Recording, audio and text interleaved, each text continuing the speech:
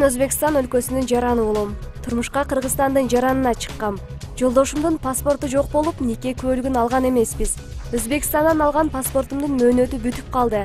Азыр чек арадан өтө албайм. Кантип паспорт алышым керек?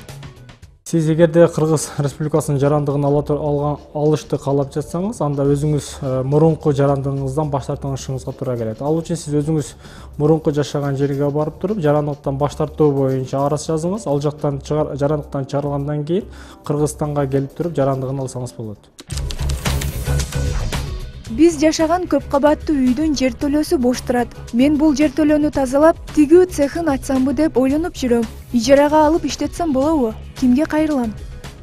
Көп кабаттуу үйлөрдүн жертөлөлөрү бул ошол үйгө гана тиешелүү болуп эсептелет. Ошол эле убакытта бул муниципалдык менчикке дагы тиешелүү болуп эсептелет. Сиз биринчи сиздин жертөлөңүз кимге тиешелүү экендигин аныктаңыз. Эгерде бул боюнча өзүңүз жашаган аймактагы муниципалдык башкармалыкка, башкыртканда мэриягабы же айыл өкмөткөбү кайрылсаңыз, ал жертөлө кимге тиешелүү экендигин аныктап берет. Анын негизинде сиз алар менен келишим түзүп алып иштетсеңиз болот.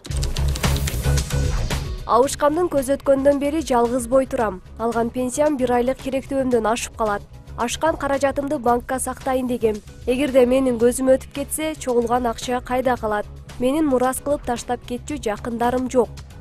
Сиз банкка сактап жаткан акча каражаттарыңызды мураскерге таштап кетсеңиз болот, жана ошол эле убакытта завещание деп коет. Бул жерде сиз кимдир бирөөгө ишеним кат берип, ал акчаны алганга толук түрдө милдеттендирип деп кетсеңиз болот. Эгерде сиздин жакын туугандарыңыз жок боло турган болсо, сиздин акчаңыз сиз өткөндөн кийин бул мураскерлерге берилет. Эгерде мураскерлер жок боло турган болсо, мамлекеттин эсебине өтөт.